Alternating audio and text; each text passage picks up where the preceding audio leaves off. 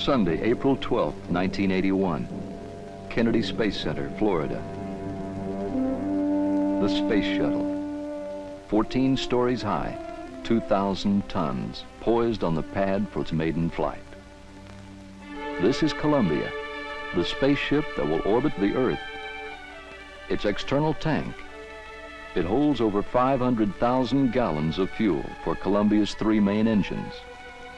And the solid rocket boosters, the largest ever used on any launch vehicle and the first to be employed in a U.S. manned flight. At liftoff, the solid rocket boosters, together with the 3 main engines, will unleash more than 6.5 million pounds of thrust needed to launch the world's first reusable spacecraft. Never before has a winged vehicle been launched like a rocket, orbited the Earth, returned through frictional heating in excess of 2,500 degrees, and landed, still aerodynamically sound, to be launched again and again. If it succeeds, the Space Shuttle will truly be a remarkable flying machine.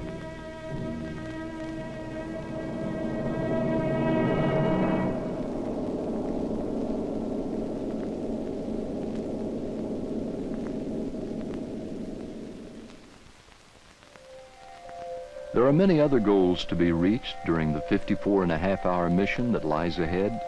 144 test objectives are planned for the flight. These objectives could not be achieved without an astronaut crew. The commander, John Young. The pilot, Robert Crippen. Young has already been in space 4 times for a total of 533 hours.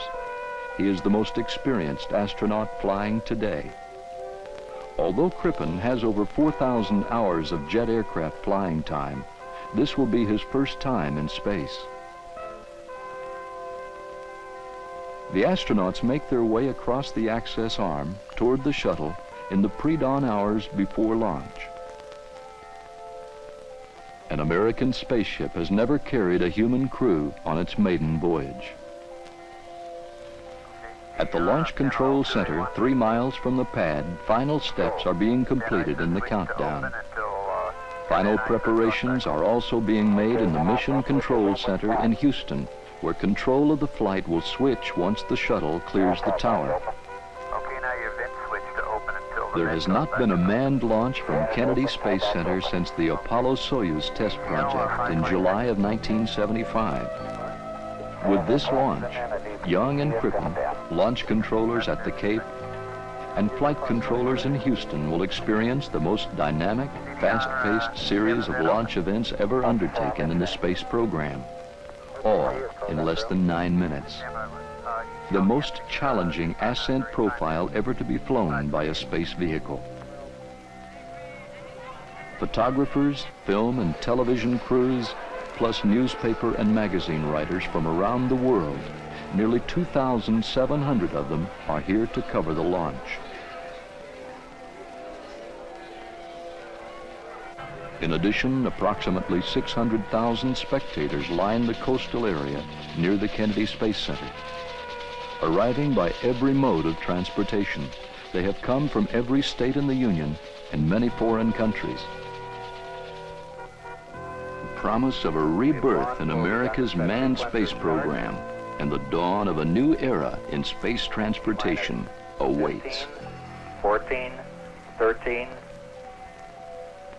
T-minus 10, 9, 8, 7, 6, 5, 4. We've gone for main engine start.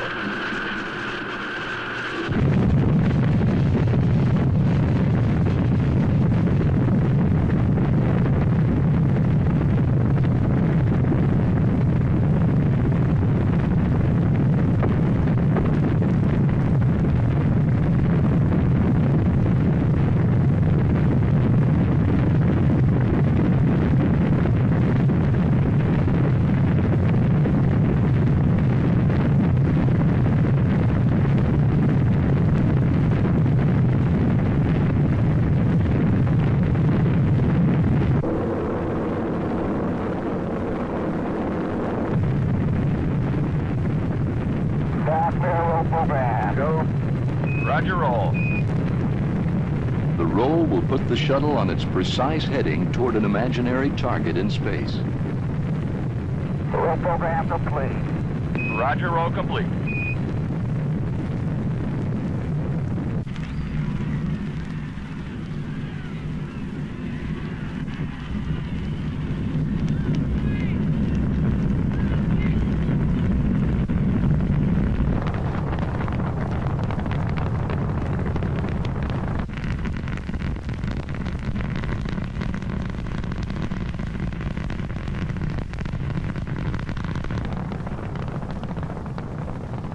Get a status, Fido. Go. Booster. Go. GNC. Go. Eagle. Go. Go at 40, Capcom. Columbia, Houston, you're go at 40. The shuttle is now 40 seconds into flight. Roger, Columbia, on the nice ride. You're lofting a little bit. You'll probably be slightly high at staging. Negative seats. Columbia, you're negative seats. Should anything go wrong, the shuttle is now too high for the astronauts to use their ejection seats. Columbia, you're go for SRB step.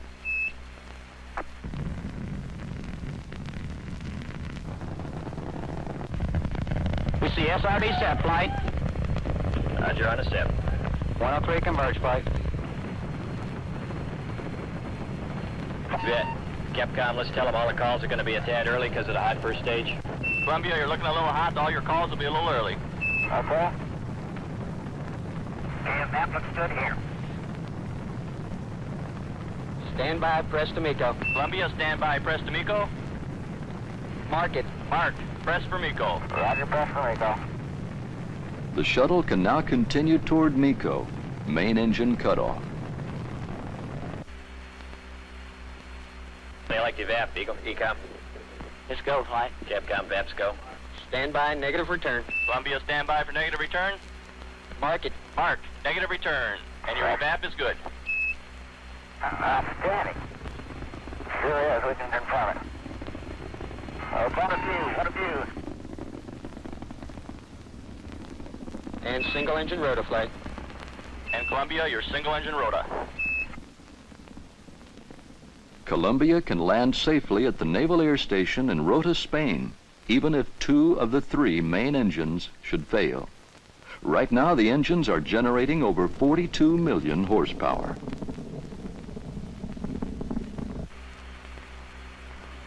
MECO 25, 6, MECO. 0, up at 220. Roger, MECO. And we got MECO confirmed.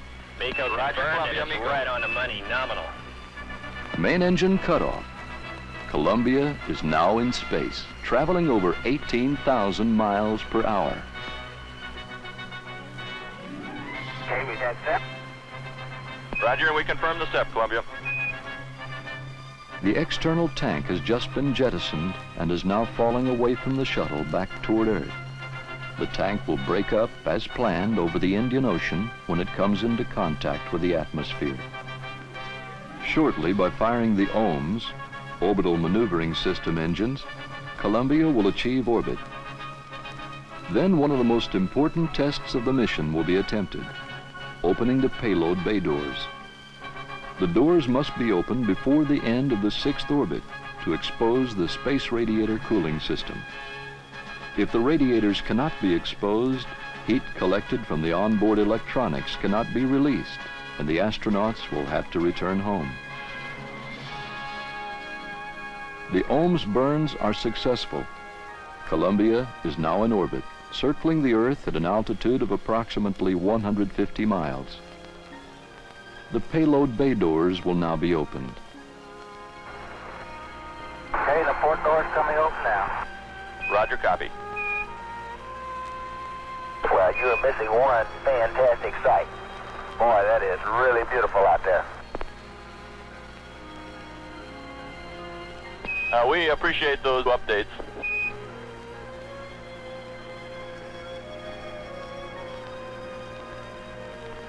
Both doors have been opened. The radiators can be deployed to begin dissipating the heat. The doors are all opened up and hunky-dory. Glad to deploy it right on time. And the radiators look good. Okay, We want to show you our own pods here. We do have a few tile missing off of both of them. Off of the starboard pod, 3 tile and some smaller pieces. And off the port pod, looks like I see 1 full square and looks like a few little triangular shapes that are missing. And we're trying to put that on TV right now. Roger, Crip, we can see that good. From what we can see of both wings, tops and leading edges, though, all those are fully intact. Within minutes, an assessment is completed on the impact these missing tiles could have on the remainder of the mission. At a news conference later in the day, Flight Director Neil Hutchison answers questions from reporters. Well, you asked me if I knew where there were any other tiles that might be loose. The answer is no. And quite frankly, we're not worried about any other tiles being loose. At this writing, is there anything at all that would lead you to say you might not go for a full duration mission? Nothing.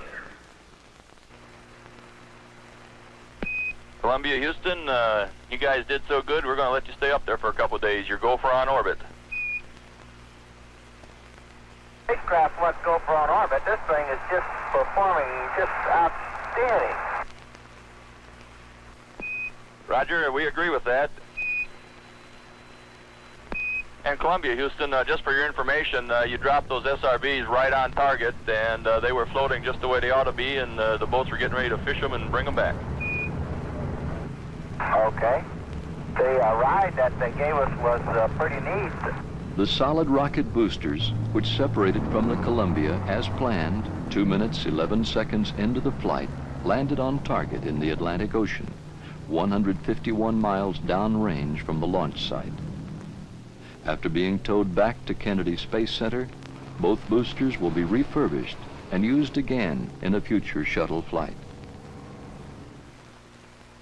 The 3rd and 4th OMS burns are also successful, raising Columbia's orbit to an altitude of approximately 172 miles.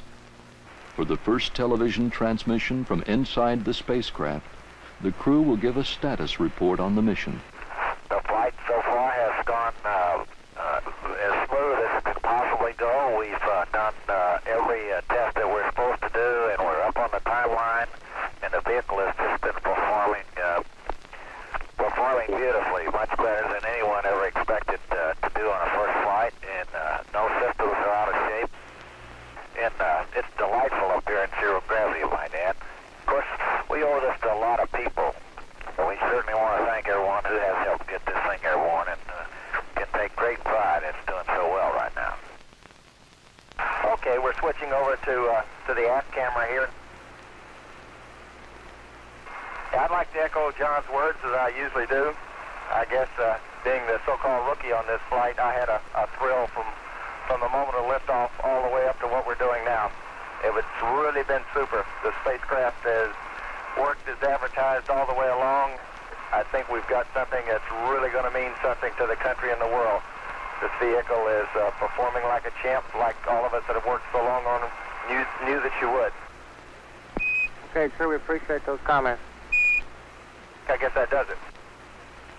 That was a good time, and I think you must have practiced. We're just about to lose your ghost song. Just accident. Just accident, says Robert Crippen. None of the other events of the day have been accidental. Every test, liftoff, SRB separation and recovery, ET separation and impact, 4 OMS burns, payload bay door latch opening and closing tests, radiator latch deploy and stowing tests have all been successful. I guess we owe you guys one super attaboy for today. This is fantastic. You worked through a pretty long, hard day, and you're essentially right on schedule, which is going to be close to being a first sort of spaceflight biz, I think, for first day activities. It's sure been fun working with you today, and we look forward to seeing you in the morning. I hope you get a good night's rest. Okay, you guys did super work today. See you mañana. Roger, thank you. See you tomorrow, guys.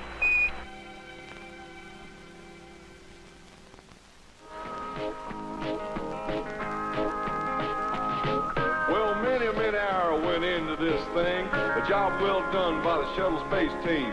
We can't say that she's sleek and lean, but I'll tell you right now, she's a mean machine. The Columbia, not the kind you smoke. This here's a bird. Morning, Columbia. Welcome to day 2. All right. Appreciate that super wake-up music this morning. Well, we sure enjoyed it. Missing a good breakfast. Today, the astronauts will test onboard systems and also review procedures for tomorrow's landing. A test of the flight control system is conducted by John Young. The flight control system operates Columbia's aero surfaces, the elevons, body flaps, rudder, and speed brake. These surfaces are useless in the vacuum of space, but will be essential tomorrow when the shuttle lands. This will require precision maneuverability, which the aero surfaces provide. Payload bay door cycling tests help ensure that latching and closing procedures can also be done before entry tomorrow. As with every mission, many pictures of the Earth are taken by the astronauts. Over 500 on this first shuttle flight.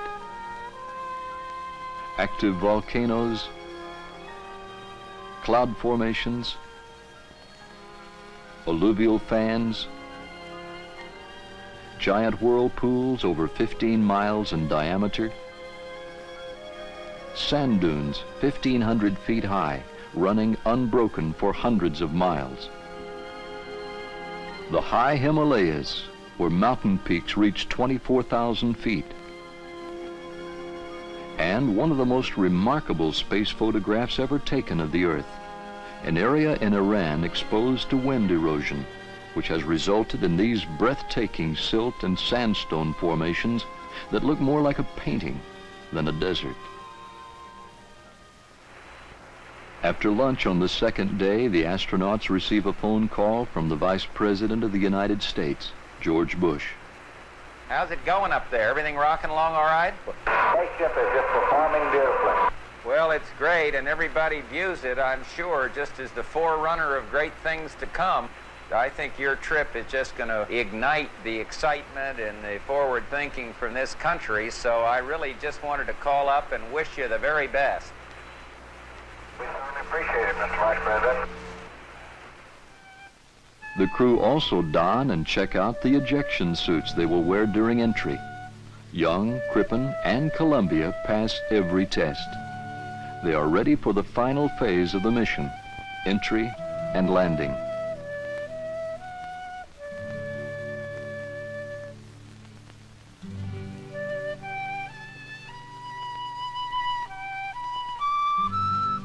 April 14th, 1981. NASA's Dryden Flight Research Center on the edge of Rogers Dry Lake Bed in California.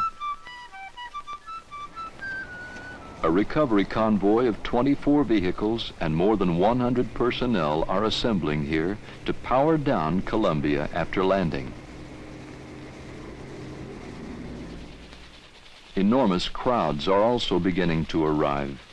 A string of traffic 6 miles long waits to enter the base. Thousands more are already here. Close to 500,000 people will eventually be on hand to see the landing. On board, the astronauts suit up for entry. The ascent and orbital phases of the mission have gone extremely well.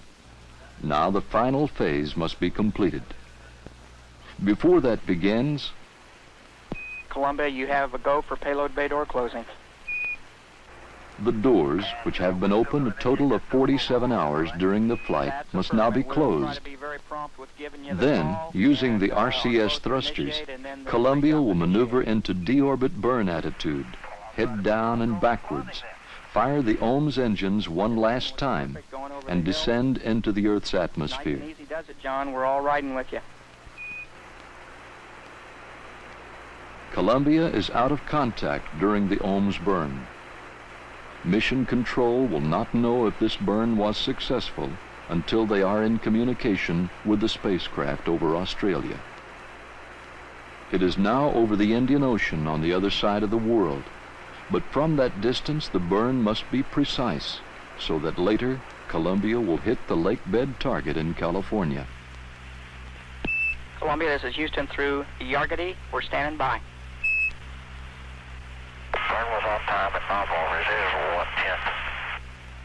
Columbia is now committed to entry. With an RCS post-burn maneuver and several firings, it is oriented to a heads-up, nose-first attitude headed toward entry interface. This is where the atmosphere begins, at approximately 400,000 feet. From that moment until the shuttle reaches 165,000 feet, it will be in communication blackout, out of touch with mission control for almost 20 minutes. The landing site is almost 4,400 miles from entry interface. Chase planes are preparing to take off. One will call out altitudes and check Columbia for any damage just prior to landing. When the shuttle touches down here, it will be traveling at 216 miles per hour. Right now it's going more than 17,000 miles per hour. Before it lands, it must slow down, lose energy, and it must survive the intense heat caused by traveling through the atmosphere at such a high rate of speed. Several S-turns or roll reversals are used to slow down and maneuver Columbia through the atmosphere. This one is done at 256,000 feet when it is traveling at more than 26 times the speed of sound.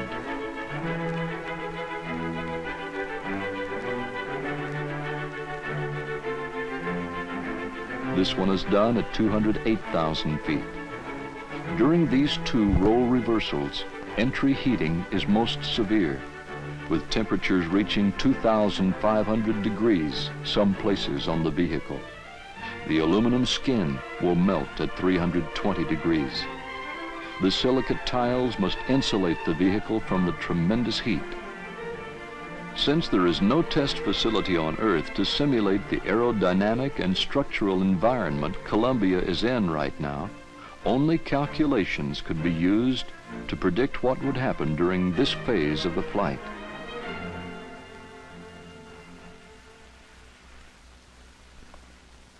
The predictions and calculations had to be right. Hello there, Houston. Columbia's here. Hello, Columbia. Houston's here. How do you read? Flying clear, and we're doing Mach 10.3 at 180 AS. And we couldn't agree more, John. Your state vector's good. We've got good data in-house. Okay. The entry trajectory, velocity, and position look good. Columbia is heading for home, now only 470 miles away. More left RCS, but okay. Right, we're showing a roll. And John, we're showing you rolling right. Looking good. Right, I'm on roll. We're showing him crossing the coastline flag. Columbia, we show you crossing the coast now. Yeah. The shuttle is first sighted at about 100,000 feet with a long-range camera from Anderson Peak, California. What a way to come to California. In flight battle, I still look perfect right on the nominal. Roger that. Out of 112K, 4.8 Mach. Push me in roll. We see Del Ass, 21 degrees. A roll reversal is done over Bakersfield, California.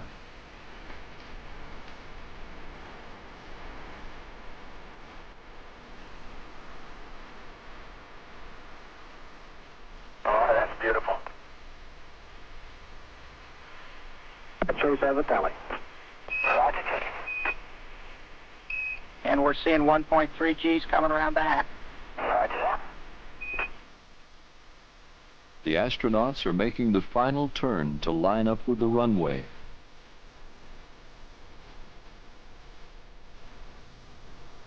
Columbia, you're really looking good. Right on the money. Right on the money. And turning on the final, your winds on the surface are calm. Back on the west. You're right on the glide slope, Columbia. Clear, John.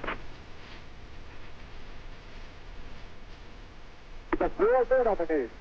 Everything looks real good. Chase reports no tile or other damage is evident underneath the shuttle. Columbia's altitude is now just over 5,000 feet.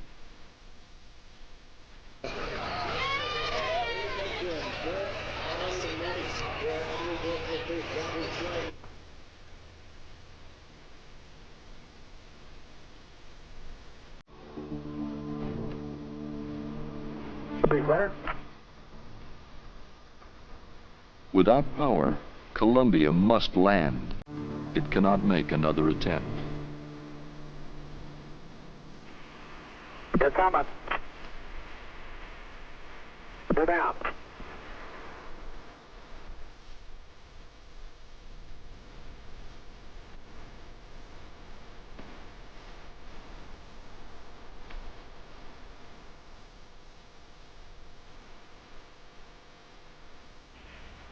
Feet.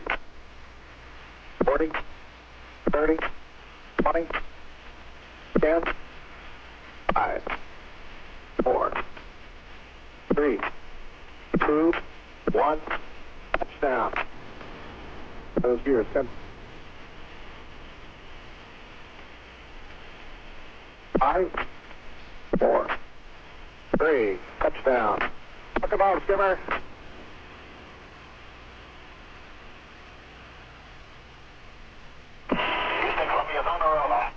Welcome home, Columbia. Beautiful, beautiful.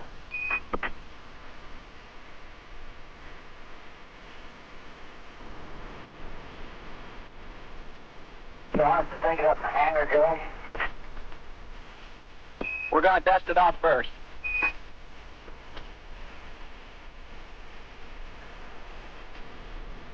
This is the world's greatest all-electric flying machine, I'll tell you that. It was super.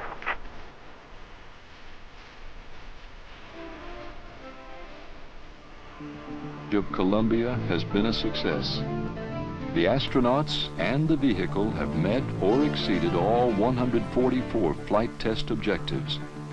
The integrity of all the systems, propulsion, avionics, structural, flight control, power, and thermal, have been affirmed. John Young's comments after returning home. I can't tell you what a tribute that is to the American working man and the American working woman, too. You can't imagine the variety of people who worked on this vehicle, from all walks of life, all capabilities and limitations. It's all due to their individual efforts. They proved that they can do the job. They proved it for the world to see.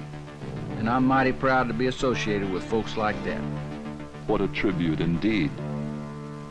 The Columbia represents an achievement in aerospace technology and development never before realized in the history of manned spaceflight. It is our basic building block for the future. It's what we've been trying to do for the last 10 years. We've got a vehicle with a payload performance that will allow us to do that, much cheaper than we've been able to do it before. It will immeasurably improve the defensive capability of the country. It will help develop space science and technology. When we get operational, the space shuttle will be able to do in 5 to 10 years what it would have taken us 20 to 30 years to do otherwise. We couldn't do it if we didn't have the space shuttle and that payload capability. And the sooner we do those things, the better off the country's going to be. A revolutionary new era in space transportation has just begun. Routine access to space. Welcome to the future.